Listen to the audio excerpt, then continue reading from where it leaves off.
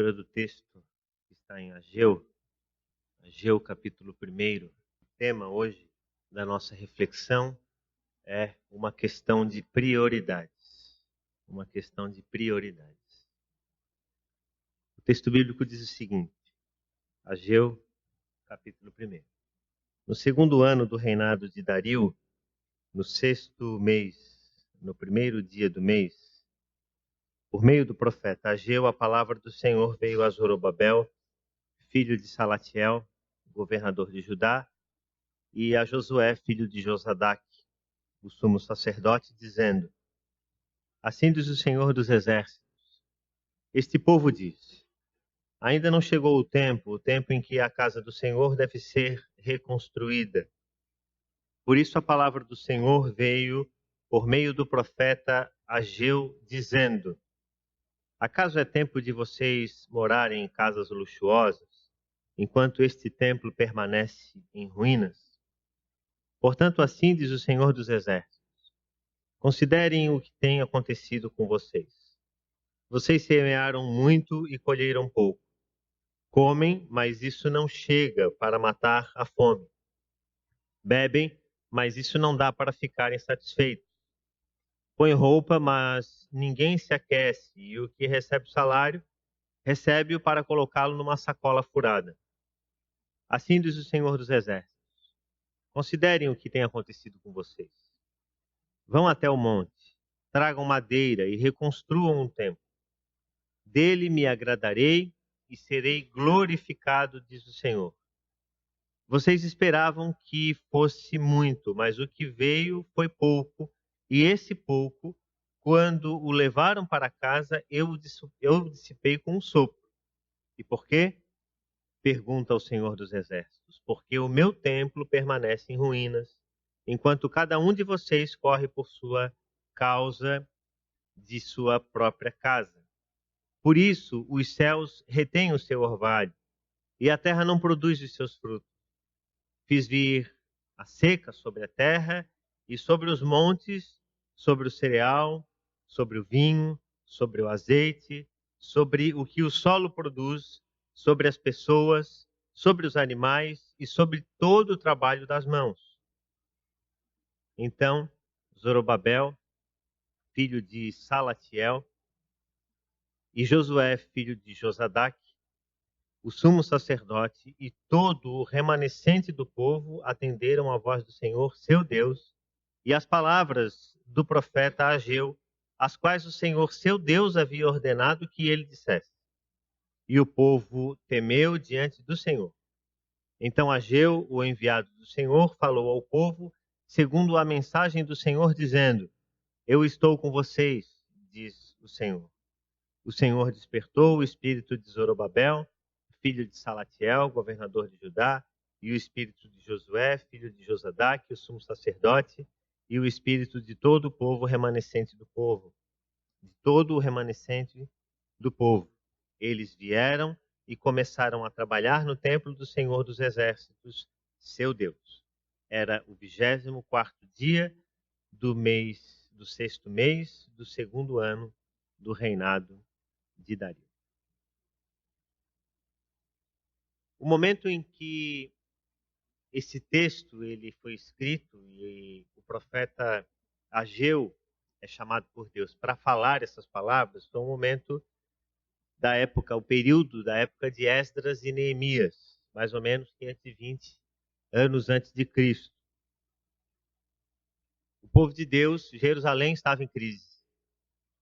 16 anos se passaram desde que o imperador Ciro permitiu que o povo retornasse do exílio por um decreto. E nesse contexto, os profetas Ageu e Zacarias movimentaram as coisas para que o povo reconstruísse o templo. O que a gente percebe aqui é que o povo, quando retornou do exílio, eles se ocuparam prontamente em reconstruir as suas casas, em reconstruir a sua vida social, e deixaram de lado aquilo que era a identidade do povo de Israel, que era o templo.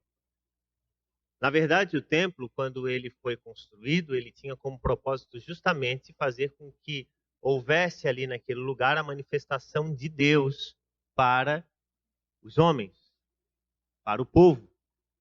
Quando Jesus vem ao mundo, e essa música que foi cantada agora e apresentada aqui pelo Davi, é uma música que eu não consigo ouvi-la sem me emocionar, né? Porque é uma música que mostra assim o inverso daquilo que foi todo o Antigo Testamento. Toda aquela dificuldade que o povo tinha para se aproximar de Deus no Antigo Testamento, e de repente encontram alguém que caminha com os pés no chão da existência de forma simples, de forma humana, preocupado com as pessoas, e não apenas dizendo às pessoas o que elas precisavam fazer, mas caminhando com elas e mostrando a elas como elas deviam fazer. Porque perceba que existe uma grande diferença entre você falar o que os outros devem fazer e você fazer e ser exemplo para que os outros, vendo você, façam. E esse é o Jesus Cristo de Nazaré. Esse é o Cristo que nós adoramos. É um Cristo que se fez carne, como diz João, e habitou entre nós. Não é uma figura simplesmente etérea, que está acima do nosso entendimento e da nossa compreensão. E por isso que no Novo Testamento é colocado que no momento em que Cristo morre na cruz, e a música que foi cantada aqui, a música do Gladir, fala que ele foi plantado, né? E o seu suor e o seu sangue regaram, né? O texto bíblico fala que no momento em que Jesus morre na cruz, o véu do templo ele se rasga ao meio. E o que é o véu do templo? O véu que separava o santo dos santos do povo. Esse lugar separado era um lugar em que apenas o sacerdote tinha acesso. O povo não poderia entrar. E para que o sacerdote entrasse nesse lugar, ele deveria estar santificado. Ele não poderia entrar com pecado.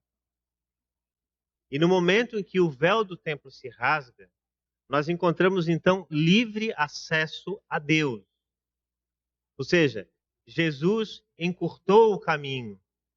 Então aquilo que antes demandava toda uma liturgia, vamos assim dizer, toda uma dificuldade religiosa para se aproximar de Deus em Cristo Jesus, nós encontramos alguém pelo caminho.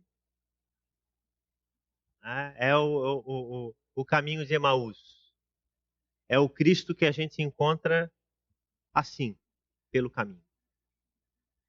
E esse texto bíblico que nós estamos lendo aqui, ou que lemos, ele é um texto que mostra justamente o que era a identidade do povo de Deus no Antigo Testamento. Então, nós precisamos entender esse texto no contexto do Antigo Testamento. E o texto bíblico ele nos deixa muito claro que o povo ele já havia retornado do exílio, do cativeiro da Babilônia, onde tinha passado 70 anos, e eles, como disse no início, haviam se preocupado em reconstruir as suas casas, mas não se preocuparam em restaurar o templo, que era a imagem visível de Deus entre o povo, e não apenas entre o povo, mas entre as nações. Então, de uma maneira muito objetiva, e por que não dizer até simples, nós encontramos nesse texto bíblico, cheio de informações e de nomes, algumas importantes reflexões para a nossa vida pessoal. E todas as vezes, e eu já me deparei muitas vezes falando sobre esse texto bíblico, em muitas situações, e todas as vezes que eu leio esse texto bíblico, eu sou também surpreendido, sou chamado a atenção àquilo que nós falamos no início de reordenar prioridades. E talvez esse seja o nosso maior desafio na atualidade, reordenar as prioridades. E por que então que nós encontramos nesse texto bíblico, e Deus fala isso através do profeta Ageu, que o povo trabalha um monte, constrói as suas casas, junta dinheiro, mas o dinheiro que eles juntam é como se colocasse numa sacola furada, nós lemos ali o texto, e o alimento que eles comem não sacia a fome deles, e as coisas que eles constroem, as coisas que eles fazem, nunca são suficientes, porque sempre falta alguma coisa. Então nós aprendemos a partir desse texto bíblico que a única maneira, a única forma que nós encontramos de reordenar as nossas prioridades não é através das coisas que nos cercam. Não é através do nosso trabalho, não é através da nossa casa, não é através da nossa conta bancária, não é através da casa que a gente vive, ou das coisas que aparentemente nos dão a falsa sensação de conforto e segurança, mas é através da nossa relação com Deus. Então, se nós não tivermos uma relação saudável com Deus, e se nós não colocarmos Deus em primeiro lugar, buscar o reino de Deus e a sua justiça em primeiro lugar, e compreender o que Jesus fala, que se nós fizermos isso, todas as coisas nos serão acrescentadas, a nossa vida vai de mal a pior. O problema é que mesmo Jesus vindo, e mesmo Jesus dizendo que nós devemos buscar o seu reino e a sua justiça, porque as coisas todas serão acrescentadas, nós ainda continuamos a inverter esse ensinamento do Cristo, dizendo que as coisas precisam ser acrescentadas para que depois venha o reino de Deus. Nós precisamos, na lógica do tempo presente, continuar somando coisas na nossa vida para que, de alguma forma, isso encha o nosso coração de sentido e de razão. Então, existe muita gente que vive dessa forma, que vive angustiada, que vive em crise existencial, que vive doente, porque dá às coisas o valor que elas nunca terão. Porque tudo aquilo que você constrói com as suas mãos, aquilo que eu construo com as minhas mãos, tudo isso é passageiro. E a Bíblia mesmo fala sobre isso, de que do que adianta nós construirmos e ajuntarmos coisas, e aqui não existe nenhuma apologia contra isso, muito pelo contrário. A gente precisa trabalhar e construir a nossa vida e edificar coisas, e isso é louvável, isso é necessário, e Deus não nos criou para a indolência, muito pelo contrário, Ele nos criou para o trabalho, porque lá no livro de Gênesis, quando nós vemos que Deus criou o homem no sexto dia, Ele ordenou ao homem que ele fizesse o quê?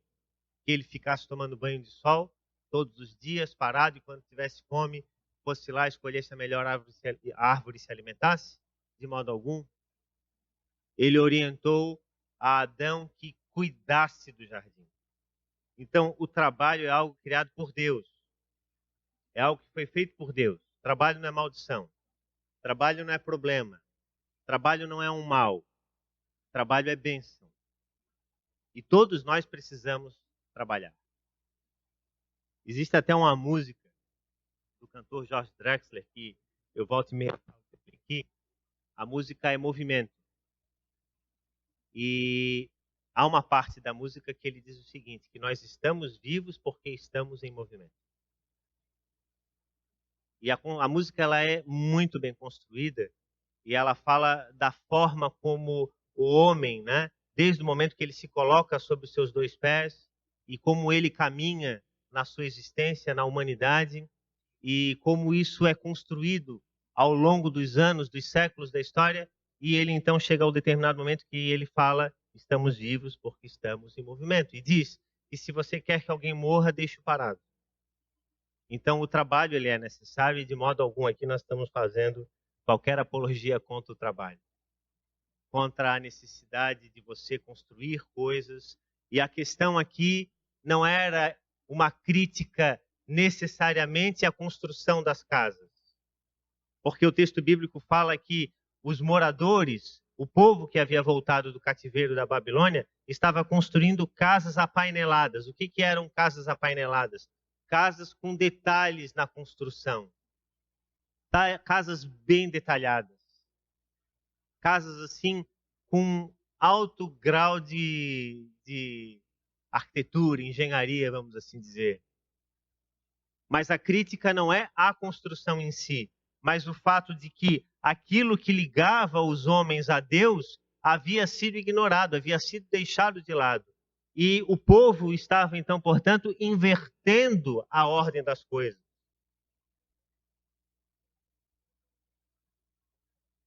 todas as coisas vos serão acrescentadas, estavam vindo em primeiro lugar do que o reino de Deus e a sua justiça. E essa é a grande reflexão que nós podemos trazer para a nossa vida hoje.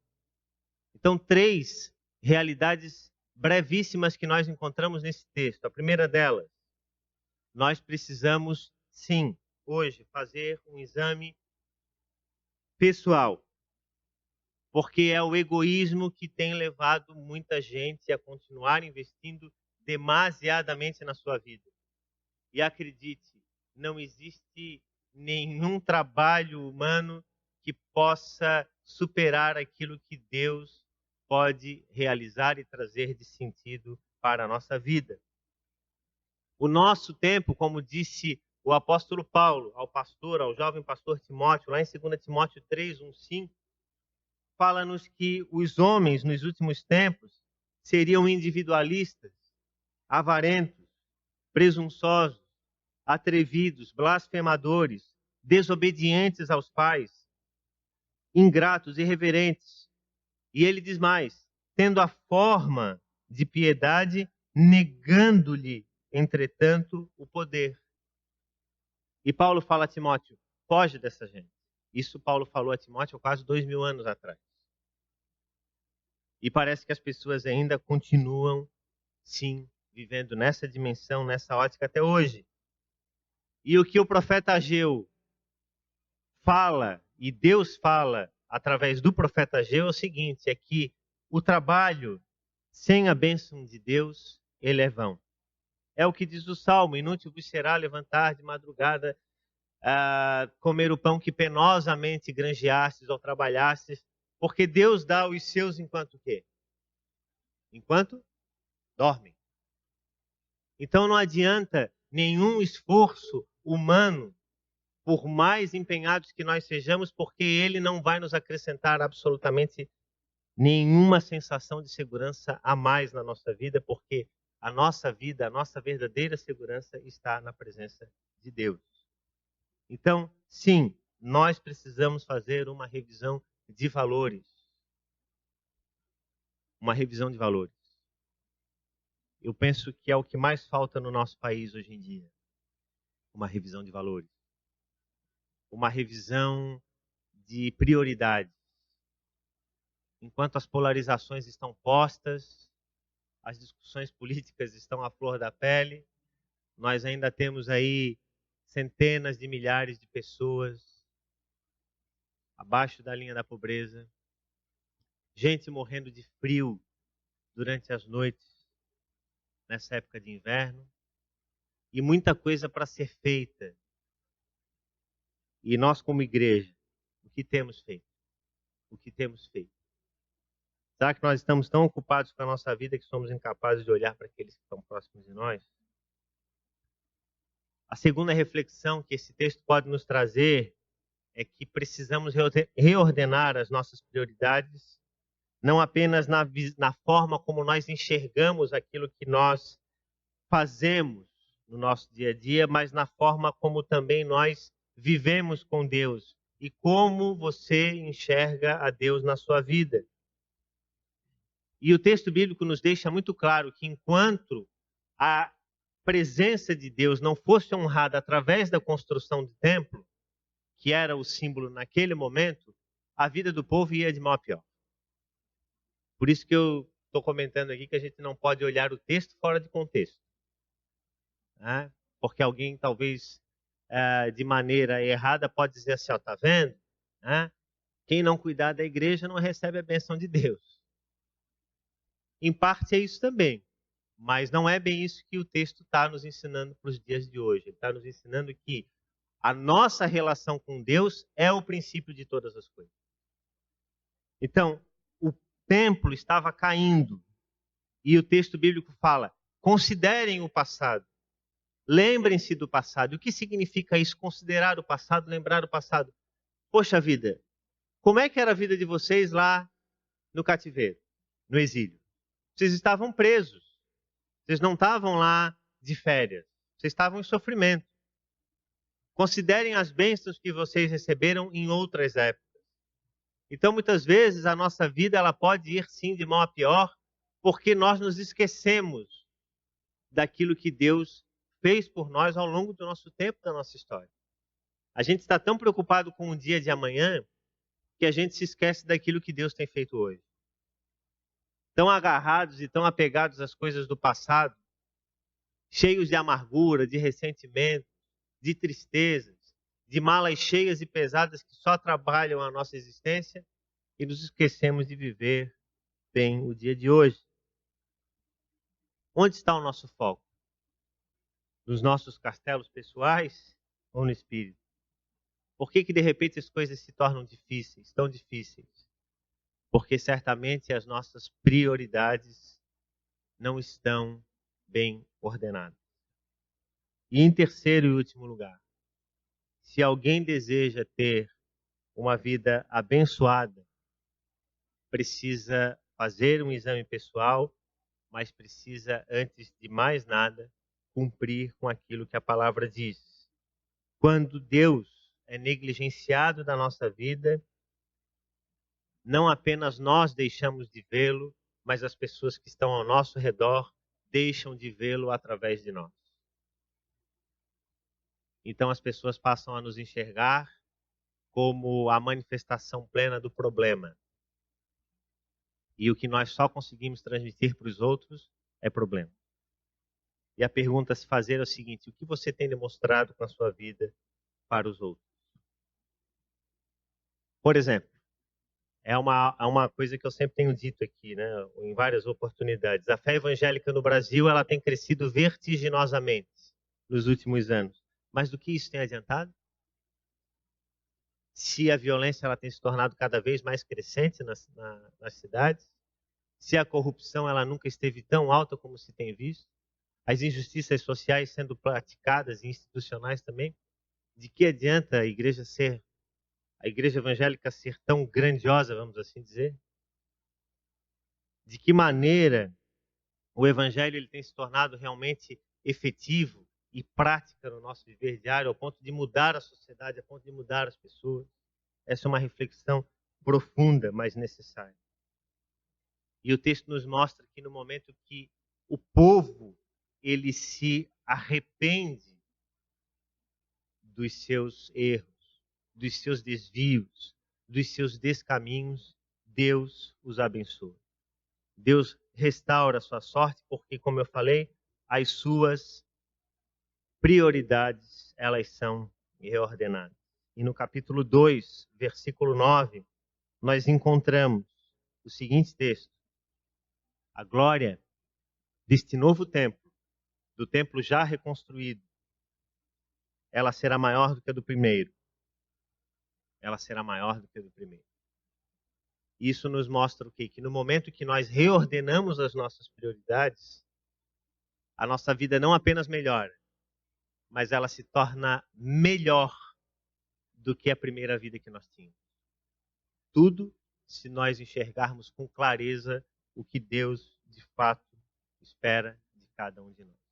Reordenar prioridades, esse deve ser o grande desafio da nossa vida. E esse é o meu mais ardente desejo todos os dias. E eu espero que também seja o seu e que Deus nos abençoe nessa caminhada. Amém?